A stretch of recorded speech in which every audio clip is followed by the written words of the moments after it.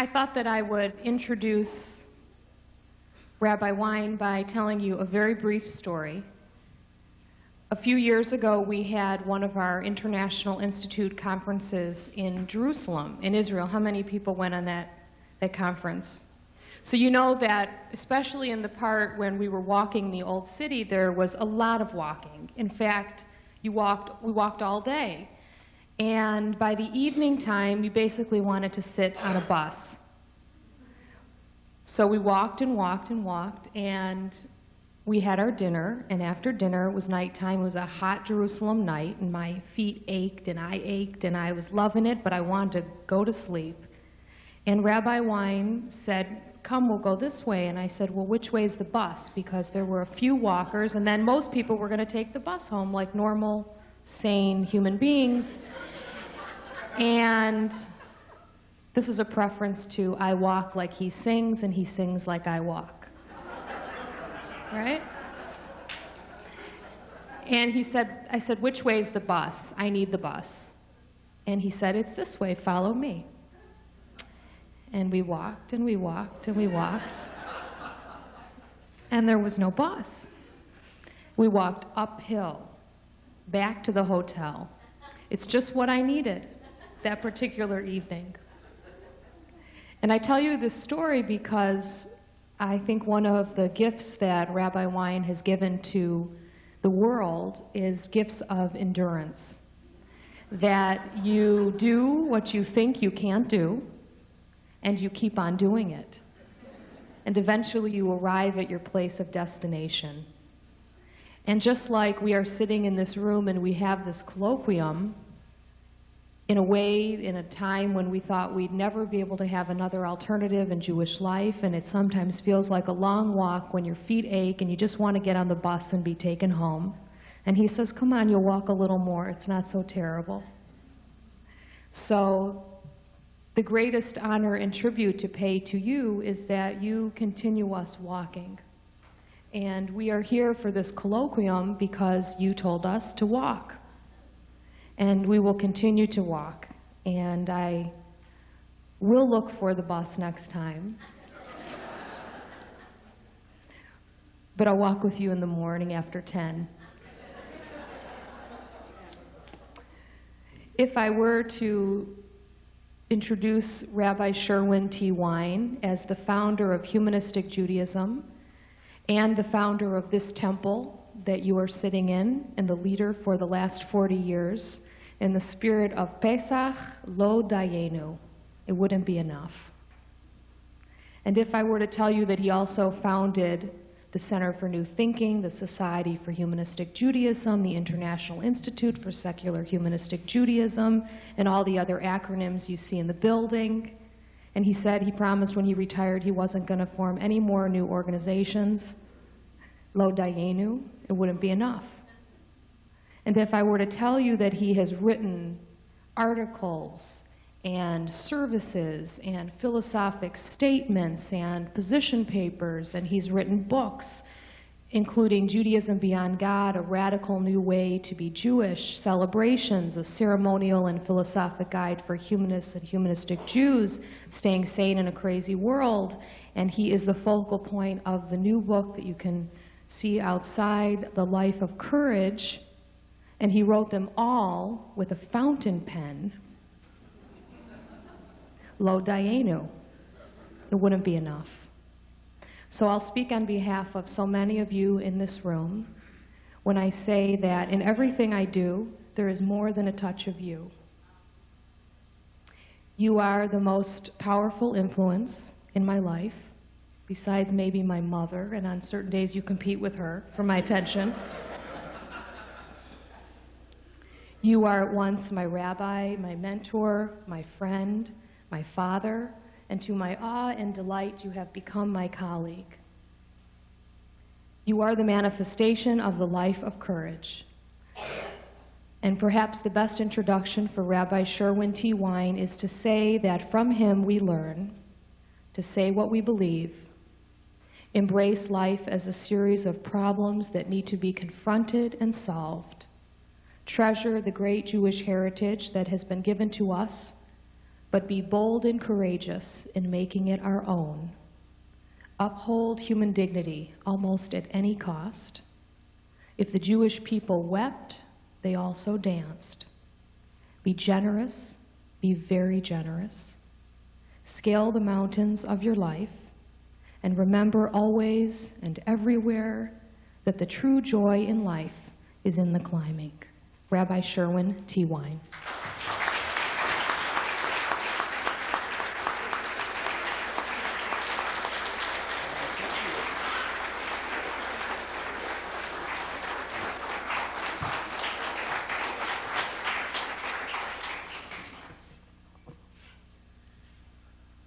What greater fulfillment in life could one have than to have Tamara Colton as your daughter? That's right.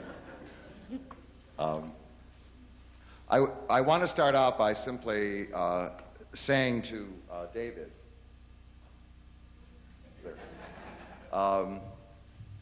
that I found your talk very powerful and very interesting, and I want to advise you of a service that you can mention to others.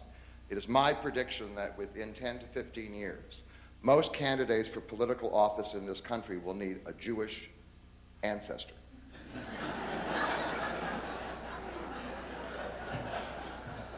And I have a service here. It's a series of certificates, by the way.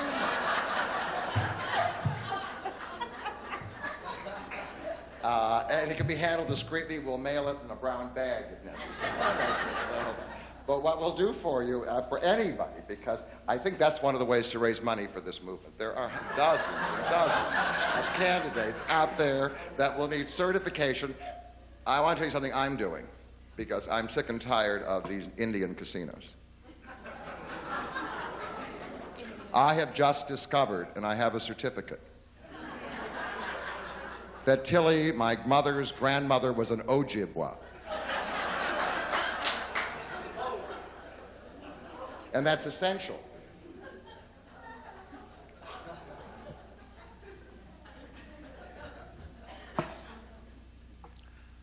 We've had some wonderful presentations.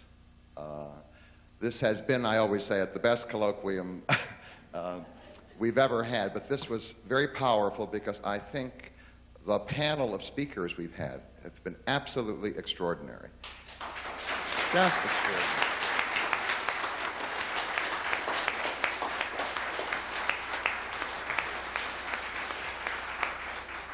And the chemistry among them, the discussions have also been so powerful beyond simply the presentations that were there. So we have a question. You know, the question is, what have we learned? And now what do we do? All right? They're two very simple questions. In order to answer both of them, I'd like to go back to the theme. The theme is Jews and non-Jews, the love-hate relationship. And it is my contention that certainly in modern times, in some bizarre way, the love and the hate have the same origin. So let me try to explain. 200 years ago in 1803, French armies were sweeping over Europe. The truce between England and France was broken, and by September of 1803, the French army was on the move again. And the leader of the French was this man, this Corsican, this Italian, by the name of Napoleone Bonaparte, whatever you want to call him. And he is now not just the leader of the French, he's the leader of the revolution. And the French armies now sweep across Europe, and they create, in some ways, a fundamental change. It will take a long, long time for that change to be fully effected in all places. But it's there. The old ruling classes are deposed. The old aristocracy, the old church, the great enemy of the Jews. And in their place come people like us, bourgeoisie and middle-class people, and they're rising, and following it all, following this revolution, comes a word that will transform Jewish life forever, to the point that the connection between the Judaism after the events at the beginning of the 19th century and what went before is sometimes difficult fully to establish, because we are now in another kind of world. It's so hard for us to understand what existed before. You have to go to the third world to understand what existed before, because the root of this change, and the word was the word emancipation. Emancipation meant freedom, and freedom for the Jews. The root of it was an incredible economic transformation.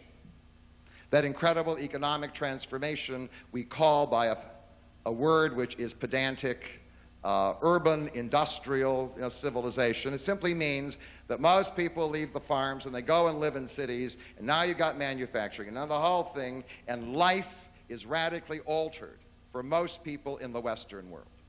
And it's an economy so dynamic that it ultimately produces prosperity for increasing numbers of people. All right. So it rests on this economic transformation, and out of it come certain values that have been mentioned in our discussion. Freedom. Now, one of the distinctions that people do not make, usually when they use the word freedom, in Pesach, the idea is called national freedom. If you're looking at the story of the Jews in ancient times, there isn't a lot of personal freedom, right? You're a member of your group. Is your group being oppressed? Is your group in some way autonomous? Is there national freedom? Fine. Personal freedom means that you, as a person, as an individual, not just simply a member of a what? Of a group, you have the freedom, the liberty, the right to conduct your life the way you want to, according to your own choices, even if your group doesn't like it. Oh. Now, what emerged out of this economic change was an idea not simply of national freedom, that certainly was there, it was the idea of personal freedom. And attached to that, of course, came the idea of democracy with personal rights, and attached to that came an idea which was articulated all through the conference, in particular by Bethany and Lynn. That word individualism. Oh. I, as an individual, have the right to be the master of my own life, to conduct. Well, thank you very much. I don't know of any previous age, even in Hellenistic times, in which that ideal was so forcefully and powerfully articulated. And unless you grab that, you can't understand what has happened to our society, to the Jewish people, whatever it be. You've got to hang on to that idea, because it's a very powerful idea. We were listening to all the different individual choices that people make. And along with that, of course, the collapse of the church, and with it, because the fuel of the new economy of science, is something called the secularization of society. And for Jews, that's going to be very important. Previous to that revolution, if you were Jewish and you wanted to change, you had to become Christian or Muslim. Now all you have to do is what? Become secular. No, I mean, if you don't want to bother, do you understand, with anything to do with your community, you can just walk out into the world. There is a big, wide, secular world where you can make all your individual choices and so forth and so on. It's an incredible personal freedom, which now turns communities into hucksters. That you're trying to persuade people right now. That individuals are walking by you all the time. You're trying to persuade individuals now with their freedom to join you. Now, that value system, interestingly enough, is expressed in the culture of the place that we're most familiar with. 1803 is a very important year, 200 years ago. The year of the Louisiana Purchase. By May of 1804, Lewis and Clark are heading what? manifest destiny of the United States, the Pacific coast, and in a sense, the country that will best embody the ideals of that revolution on a long-run basis will be the United States of America. This is the land of personal freedom, the land of the individual, whatever. It is not that this culture has to adjust to Jews. That it is so powerful that Jews have to adjust to this culture, and this culture is so powerful, it has even entered into the state of Israel and what? Dominates the culture even of that, because it's all over the West. There it is. Now, the Jews found themselves emancipated, but they had undergone a revolution before. And it's been slightly alluded to, but I'd like to emphasize it. The Jews have become two nations that were their enemies. So the first, and this happened before this revolution, the first was they became Canaanites. If there's one nation that is hated in the Bible, it's the Canaanites. They're hated. They're supposed to be exterminated. The word Knaani in ancient times actually meant merchant. The ethnic name ultimately became the word for merchant because they were engaged in trade and commerce. The most important Canaanites are called Phoenicians. Oh. And something happened 2,000 years ago which was to affect the fortunes of the Jews. For whatever reason, I don't want to go into whatever reason. They moved from being shepherds and herdsmen and farmers or whatever they were. They overwhelmingly became a people of trade and commerce. Some people were craftspeople, some people were merchants, some people ended up with this new thing called money. Now that change turned the Jews into the Phoenicians. They became, the prophets railed against the Phoenicians and their urban influence, these people of trade and commerce who were undermining the culture of the Hebrews. But in the end, the Jews turned into these people. We became the ultimate people of what? Trade and commerce, and this dispersion now took place, and we're very uncomfortable with it. We're uncomfortable with it because for centuries, before the revolution I described, people didn't like us, not only because of our religion, they didn't like us because of what we did. And so there are certain words that are very uncomfortable because they're words used by anti-Semites. So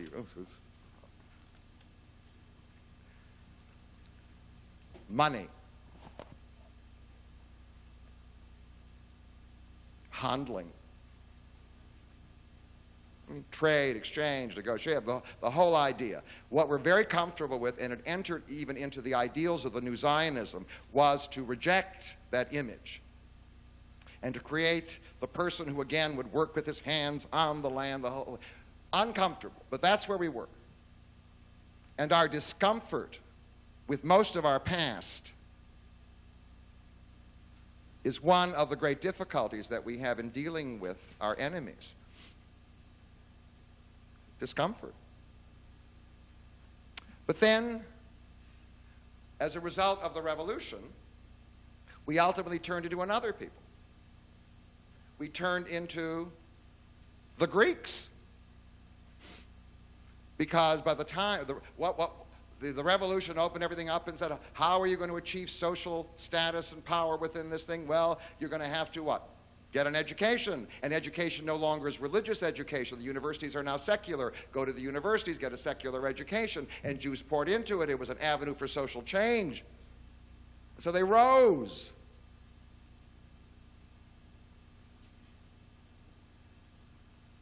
And now they became very successful in this world. So now let me talk about the irony. In the old world before the revolution, in the farmer world, most of the characteristics that the Jews had that defined them were despised. trade, commerce. By the way, in order to be a member of the middle class, trade and commerce, you need literacy, you need planning, and you need chutzpah. Oh. And those things were always deplored. In the farm culture of America, the last thing you'd want to be in Mayo, Michigan, is pushy. But I do want to tell you now, in this new culture, people who don't know how to be pushy go to classes for assertiveness training. Because you can't survive. You can't even get through the traffic.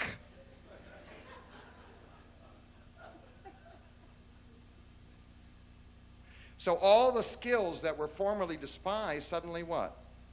Are applauded. Hello, hello, hello. We're like ducks to water. We're what? We're changing, we're transforming, and we rise within one generation or 2 generations from the bottom to the what? We know how to navigate in this new economy. We're the best suited. We've had 2,000 years of training.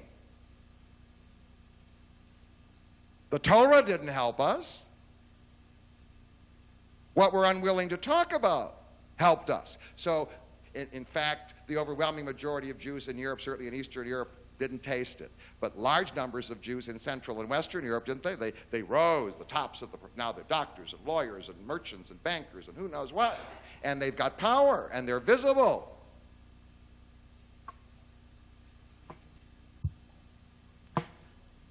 Now, in the process, we turned into the Greeks.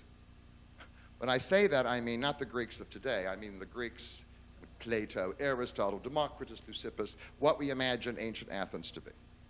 And I've told this story before, but I think it's important. I was once on a panel with a Greek Orthodox priest. So I'm sitting there, I'm the Jew, unshaven, talking about Plato, Aristotle, Leucippus, Democritus, the whole thing, Epicurus, humanist thinkers, whatever else it is. And he's sitting there with a long beard, quoting the Bible. Do you understand?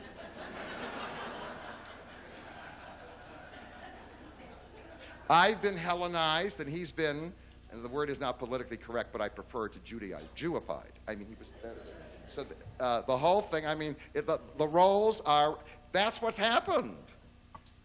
It's so, we turned into the Canaanites and we turned into the Greeks. Can't admit it.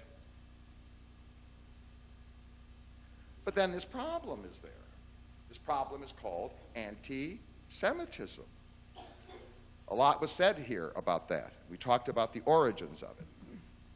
One of the origins was very well articulated. Yehuda mentioned it, certainly. It was before Christianity. It was the religious differences of the Jews, which offended many people. Certainly there was the Shabbat, and certainly there was the accusation of atheism for what? Not accepting the gods of the people among whom they lived. And certainly there was the whole dietary thing. I've learned from my travels that refusing the food of anybody that offers it to me as an act of hospitality is viewed as an act of hostility. So, I mean, so you have that basis. Then we heard certainly from Harry Cook, wonderfully presented about the origins of anti-Semitism in Christianity. And and it's true. Ultimately, when we get to the 13th century, as was mentioned, we move into another step. And that step is the demonization of the Jew. Now, the word anti-Semitism has already been declared many times during this colloquium as unsatisfactory because it covers a wide variety of what? Hostilities, extending from, well, I just don't like them, to, oh, I want to kill them. I mean, there's a big range, and the word is perhaps too broad, but there it is. But now we're into, I almost want to kill them. They're identified with a religious image out of Christianity, which is Satan. They're demonized. And they're now viewed as the embodiment of evil. Is it only because of their opposition to Christianity? Or is it also because they now have assumed an economic role in society? Which people who are either aristocrats or peasants are uncomfortable with. Aristocrats never like business, and peasants always fear the people who understand money. So the Jews are what? For whatever reason, caught in the middle, and maybe that adds certainly to the demonization of the Jew. And in fact, there it is when the revolution comes. And the revolution brings all this, and I use the word love in quotation marks. I mean acceptance, power, economic power for some, even some political power, rise in social status, all of it. And then comes the surprise. The surprise is, everybody expected that what? That this thing with the revolution, right? Progress, it would all die out, and then at the end of the 19th century comes this resurgence. One of the problems, obviously, is that this system has flaws. This new economic system has what? It has flaws. It has sometimes a few winners and a lot of losers. It has a lot of winners and a lot of losers, whatever else it is. And it has cycles. And now you're not living on the farm in a little village where your family can take care of you in the case of adversity. You're living in a big city with no support system, your old extended family gone, and the whole thing. And you want to know why your money is worthless or why you don't have a job. And there's a depression in 1873, and banks fail. Well, you have an old demon that's lurking from the past, huh? And that demon, in some way, is associated with the economy, the economic role of the Jew. And now there are Jews who are visibly successful, so, you put them all together, and out of it comes this new demonization of the Jew. It's the secular demonization we spoke about. The secular demonization is that you hate the Jew, not because of his theological beliefs, because many of the people who hate the Jews no longer are interested in theology or Christianity or anything. They just use the demon. Now they hate you because they see you as a demonic power trying to control their lives, and that's why nothing works. So there you have this, what I call in modern times, this balancing act in Jewish life. Sometimes you fall over into the love side, and sometimes, do you understand? You fall over into the hate side. And in fact, the hate is also a function of the radical change in people's living style, which they don't know how to handle. The love is also part of the radical change, and the what? And the hate has roots before. There it is. They're all there together. And out of it comes the image of the Jew. Clever, conspiratorial, clannish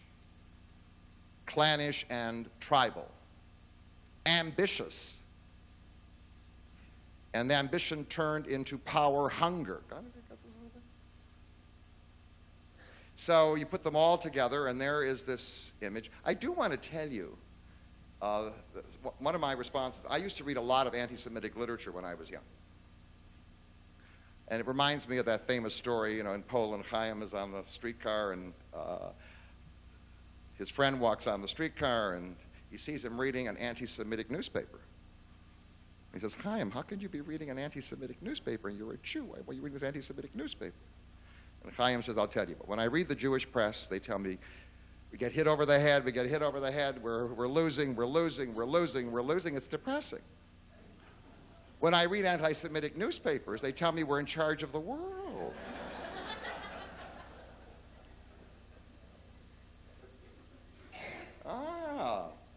There's an edge of admiration. Do you understand? Anti-Semitism has in it, as was rightly pointed out in the colloquium, there are distinctions in terms of hatred. Anti-Semitism has an edge of admiration in it.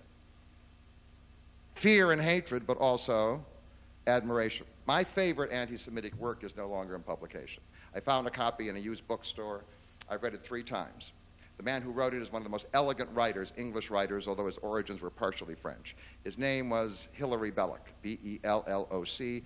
It was published somewhere around 1921, 1922, and had a very simple title called The Jews. And it's so elegantly written, it isn't written like Mein Kampf, crude. Belloc simply says, well, the Jews are enormously clever and enormously useful to our economy. But they have no national loyalty of any kind other than to themselves because they're dispersed all over the place. Understand? And now what they're trying to do is take over our countries. So what we need to do is, they can't serve in the army and they can't have certain political positions, but they certainly can make money. We simply have to restrict, do you understand, their, what they can do. And it's done and spoken in such a civilized fashion. Oh. The other side of anti-Semitism is how attractive Jews can become as a result. I was a chaplain in Korea.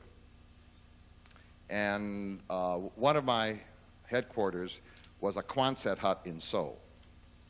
So I was down there, I was there on Wednesday, when the mama-san, who sort of managed the place, came running in, and she said to me, in her broken English, "Man wants to see you, man wants to see you." So I walked out to greet him, and there standing in front of me was this Youngbang, this upper-class countryside Korean with a big, tall head. And so she translated for me, best she could. He said to her that he came here because he had never seen a Jew before, and he wanted to see a Jew. So I invited him to my office, and he stands in front of me, and he says a few things in Korean, which I don't understand. And then he takes my hands, like this, and looks at them. And then his eyes light up, and he's like, sort of bows, whatever else it is. He had read some anti-Semitic propaganda sent by the Germans to the Japanese, which reached Korea, which said the Jews do not have to work with their hands. Now, for the Germans, that was what? It's an insult. I mean, the Zionist movement tried hard to prove that Jews work with their hands. For him, the highest honor of success was the people who had transcended. I'm a Mandarin. I can have long fingernails. So I found it so intriguing that what in one context was insulting turned me into a hero. Now, Jews had to respond to this. So Jews developed what I call the strategy. The strategy is, that's how I grew up in my synagogue, with the strategies. The first is, you never talk about Jews in commerce. Ever, ever, ever, ever. First thing, Jews are the people of the book. Yeah, they are people. I always see Jews in bookstores. But they didn't mean that. The thing was, we are the people of what our main concern is we read Torah in the morning, we read Torah in the afternoon, we read Torah in the evening. That's all we do. I didn't know anybody that did that on my block. But that's the image. I call it the interfaith banquet image. You eat chicken, and then they tell you this thing, and they tell lies. And then the second thing was, and I got that from my rabbi, we Jews invented ethics. There'd be no ethics in the world without Jews. No ethics in the world without Jews? Now, the Chinese had no ethics before Jews came around? Nobody had ethics? No, we are the people of ethics. It's rather interesting. Jews perceive themselves as being overwhelmingly ethical, as the people of social justice, whatever else it is. If you take surveys among non-Jews, that is not their perception. By the way, if you want to find out who you are, you not only invent your own story, you also ask other people how they what? You got to ask other people how you do this, even counseling. How do you what? How do you see me? And then they invented explanations for anti-Semitism. One that's been circulating. I think Hertzberg, Arthur Hertzberg used it, whatever. I mean, it is. The reason they hate us, don't ever mention trade, commerce, economic police. The reason they hate us is because they resent the fact that we gave them the one God that's telling them what to do. I mean, what kind of an explanation? And then the other response is denial. I mean, that's for Lynn's paper. The denial part is the reform movement. The reform movement says, you can't refer to us as this race or this nation. We are only what? We're only Germans of the Mosaic persuasion, Frenchmen of the Mosaic persuasion. There is no race, the whole thing. And the other thing we don't do is we don't even listen to how other people view us. We don't want to hear. We have invented our own story of who and what we are.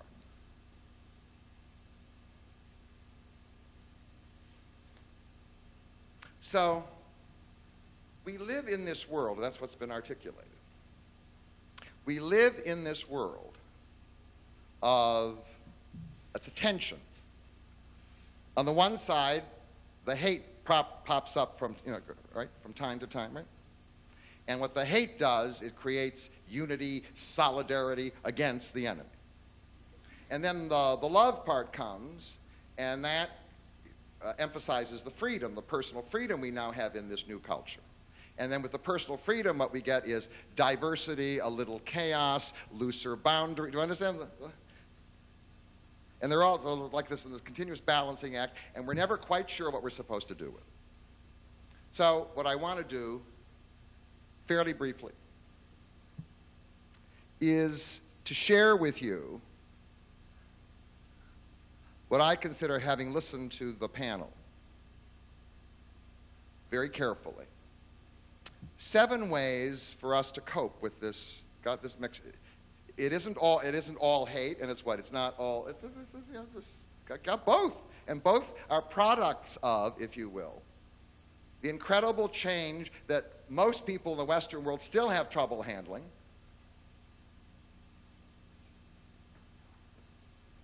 And the people in the third world, for what? For sure. The first, be self-aware. To be self-aware is to recognize that we Jews are a provocative people. We are. We're provocative in the way the Albanians are not provocative. I do want to say something. If all Jews in the world consented collectively to become shepherds, the resolution passed here, we're all going to become shepherds. No more doctors, no more lawyers, no more media kings, no more film producers, nobody in any power. We're all just going to follow sheep. I promise you. And if the self-image of the Jew could alter accordingly, that the hostility to the Jew, we are an ambitious people. That's why we are where we are in the United States of America.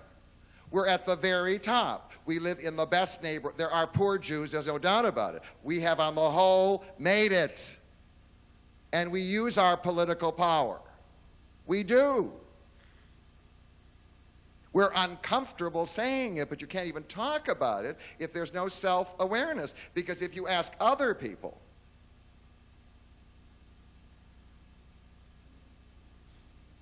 I had a minister friend in Grosse Pointe, and I gave him an assignment. I said, take your Monday class and ask them, since you're talking about biblical and Jewish history, ask them what they think about Jews. And this is not an unfriendly, it's not an unfriendly group. They see themselves as sort of liberal. They said, smart. Now, is that accurate? I mean, I know a lot of dumb Jews. No, but I mean, no, but I'm just saying, how they see us. Nobody wants to find out how they see us. We tell them who we are. The chutzpah. Smart. Well, what do you mean? They're good at school. They have verbals. They're verbal. That was another one. They know how to talk. Well, that's good. That's a compliment, right? They know how to talk. One of the images is that they're very ambitious. And that wasn't said like power hungry. It was simply, they wish their kids were as ambitious. They wish their kids were as ambitious as Jewish kids. And whether that's true or that's how they see the Jews. They see us as clannish. By the way, I always get this. I go give a lecture talking to the Anglo-Saxon world, and then so Miss Cooper Hooper comes up, and she says, Rabbi, do you know Al Schwartz in Oshkosh, Wisconsin?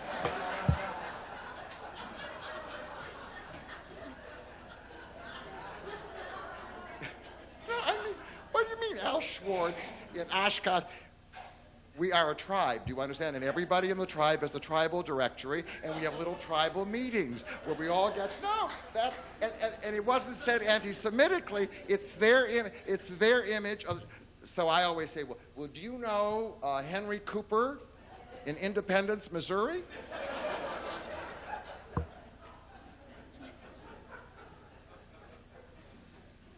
And in fact, many of the things they think about us are complimentary. And they're not said in a hostile fashion. Oh, they wish they were as tight in their families as Jews are, but as they believe. What do they know? As Jews are, no. No, as Jews are in their family. Whatever it be. But they don't, and I do want to tell you this.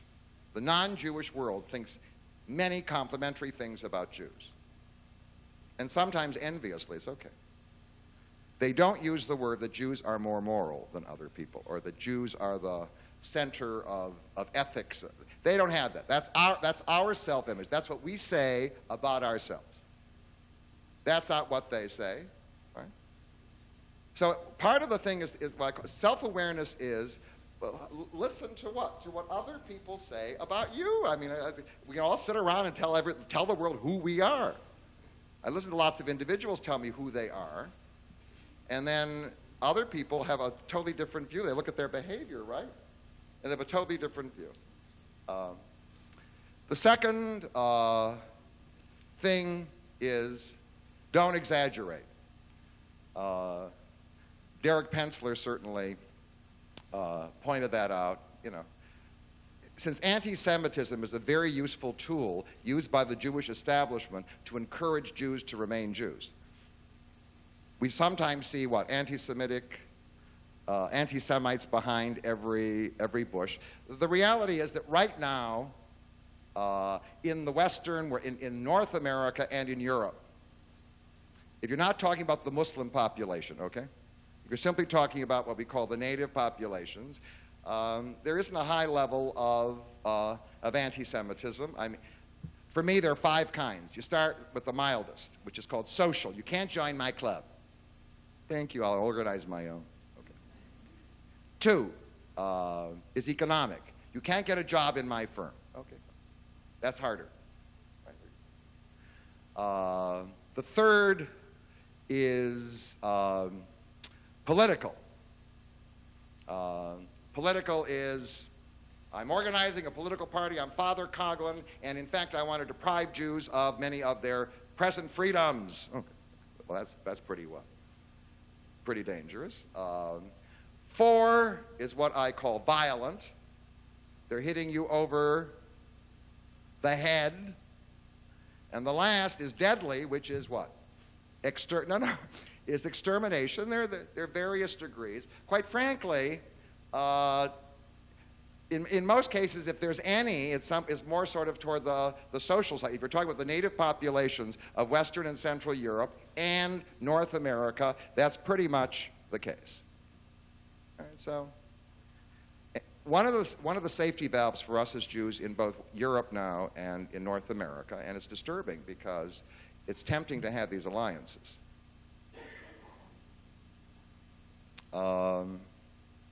Is that there are other groups blacker than us to turn to.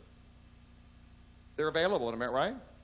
They're available in North America. They're blacks and Latinos and who knows what. And there are in Europe. I mean, there are the Muslim population. So we can get away. One of the interesting, when people tell me that Christian fundamentalism is basically a sign of intense religion, it is. But it's also more a sign of ethnicity. The last gasp of the WASPs of America and their culture.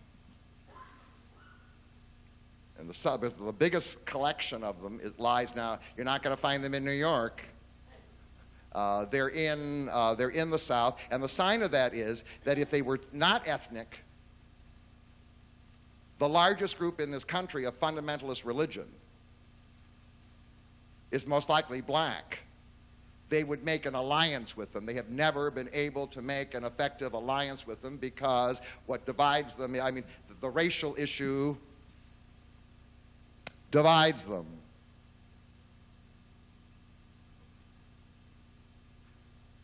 The third is don't be naive. Naive is to say all anti-Semitism comes from the right. And we learned that. Todd Endelman was talking about. All anti-Semitism comes from the what? Comes from the right. Doesn't come from the left. Wrong. I mean, in the 19th century, there were anti-Semites on the left. One of the fathers of anarchism, Proudhon, in France, there was no doubt about it, disliked and hated the Jews because, quite frankly, the Jews are in the middle. And given the economic role they played, they were feared not only by the aristocracy and the church, they were also feared by the peasants. So we've had left-wing and we've had right-wing anti-Semitism, and our problem is that we no longer have the comfort of saying, well, it's only the right wing. Right now, Jews are developing alliances with right-wingers against the left where they feel there are elements of anti-Jewish and anti-Semitic conversation. And so let's not be naive. Certainly, the next and very important is give credence to the people who speak danger. Identify the danger that it is. Both Yaakov Malkin and Yehuda Bauer talked about it. That is, there is a danger in the world. And that danger is called radical Islam. That has nothing to do with the argument that was going on back here about whether Islam is fundamentally militant, militantly warlike, the whole thing. It lies in its essence, or the argument that no, there is a moderate Islam. It doesn't make any difference. There does exist now in the Muslim world, it was articulated throughout the whole conversation, wasn't it? There is now in the world a radical Islam. And the leaders of that radical Islam now have caught the cold from Europe. The center of anti-Semitism has moved from Europe to the Muslim world. It's to be found in that radical Muslim population. And indeed, they're not benign. They have to be taken seriously.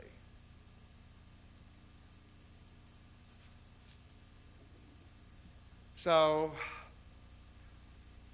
what that means is that we can't simply say, well, don't exaggerate. Don't exaggerate applies certainly to Europe, the non-Muslim parts of Europe where radical Islam doesn't exist, or North America. But it doesn't apply to the Muslim world, and now we are facing the demonization of the Jew in the Muslim world, where a lot of the propaganda that came out of Europe is now used by radical Islam, which isn't only religious, it's also economic, whatever. You heard Mahathir Mohamad, the Jews are running the world, whatever it be. And it is something that we have to be concerned about, because radical Islam is not only a threat to the Jews, it's also a threat, as was pointed out, to many of the fundamental values of what we call Western culture.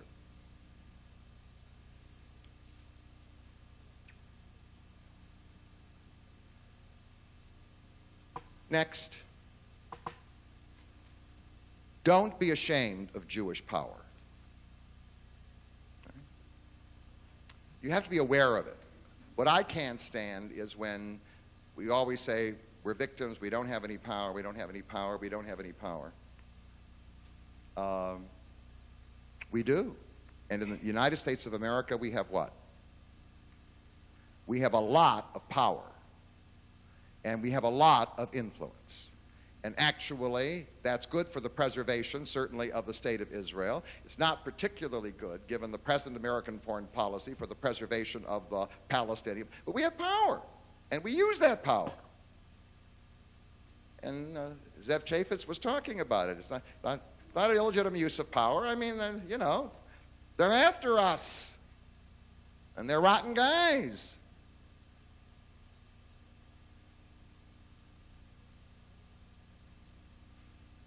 That leads me to the next, which is be fair. Now, there's some people we could appeal to on the basis of what I call humanitarian ethics. There is a suffering people called the Palestinian people. Do you understand? Some kind of justice has to be done. Israel has a right to exist. And there's this rising sea of anti-Semitism in the Muslim world, which we certainly could exploit to yield no concessions to the Palestinians. We could, I mean, you could do that. So for those who have the humanitarian ethic, then you say, well, wait a minute, I mean, got to do something about that. For those who are simply into enlightened self-interest, right, got it? Meaning, in the end, if we want to defeat radical Islam, what we're going to have to do is find some kind of truce in the Palestinian-Israeli conflict. I mean, that's what came out. We're going to have to do that. And that may mean, as Yehuda Bauer pointed out, we have to withdraw to the what? Mainly to the 1967 boundaries or whatever else. I mean, whatever it be. That's enlightened self-interest, because you can't achieve your goal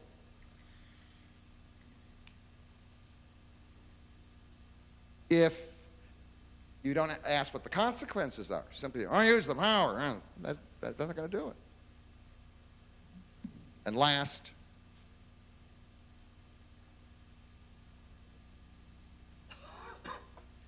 be open. I was fascinated by the discussion about what's happening in this multicultural, individualistic society. I don't think, by the way, it will be reversed. The only thing that would reverse it would be some massive economic recession, depression, do you understand, that would drive people back to their families, to what? To small units. We're living in a new kind of Jewish world. And one of the ways we can deal with it is the following. These are the rules and regulations. Don't give me any new ideas. But now you've got all this diversity out there. How are you going to deal with all this diversity? What if somebody simply says, I like your group. I want to join it. That happens in individual society. They come by, they walk in. I think I like them. Very good. We join the community. No, we got to dunk you, convert you. They don't want that. They can go to a weekend elsewhere.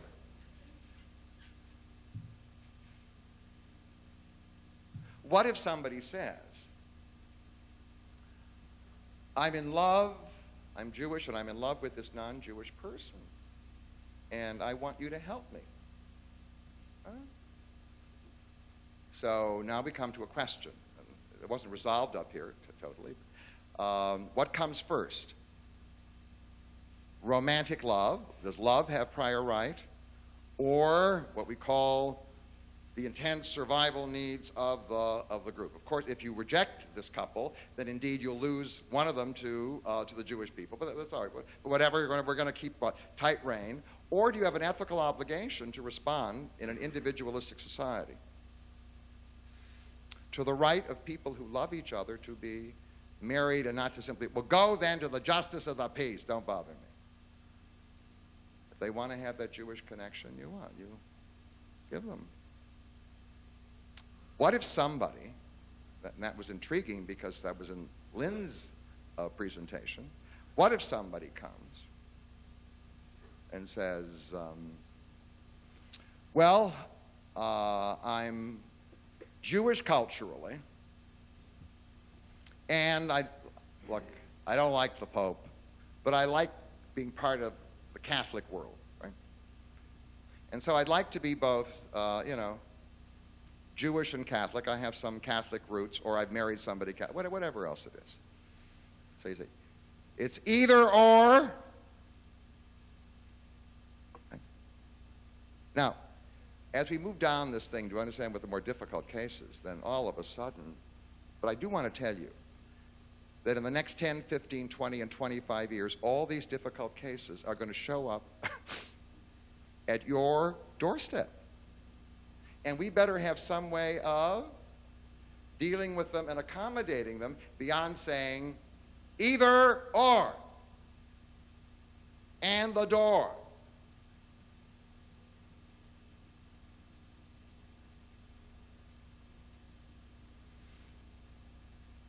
So now I want to conclude by telling you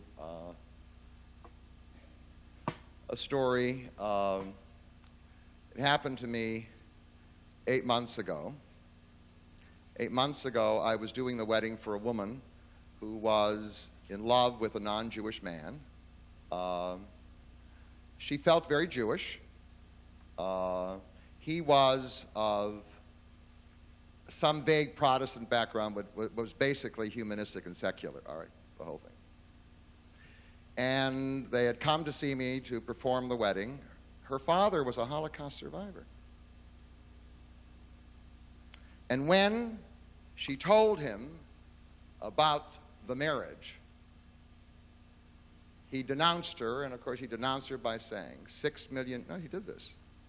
And for him, it wasn't like some theoretical answer picked out of a book. He went through it. 6 million Jews died in that war. We have a responsibility to preserve the Jewish people. And you're bringing in here your cockamamie love.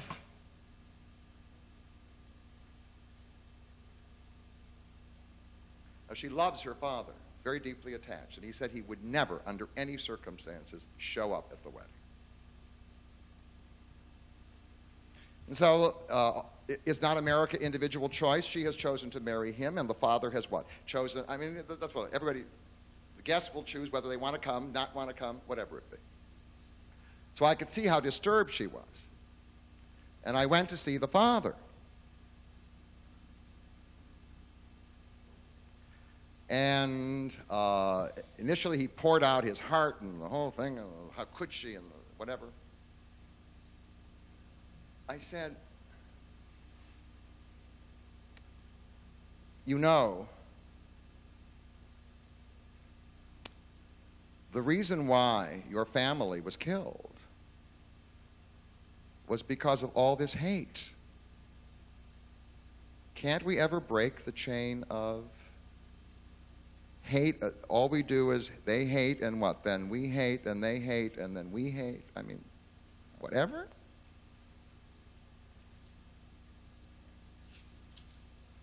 I said the only decent thing to do, I wasn't talking about enlightened self-interest, this is ethical.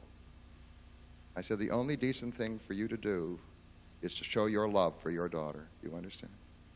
And you have to go to that wedding. He went.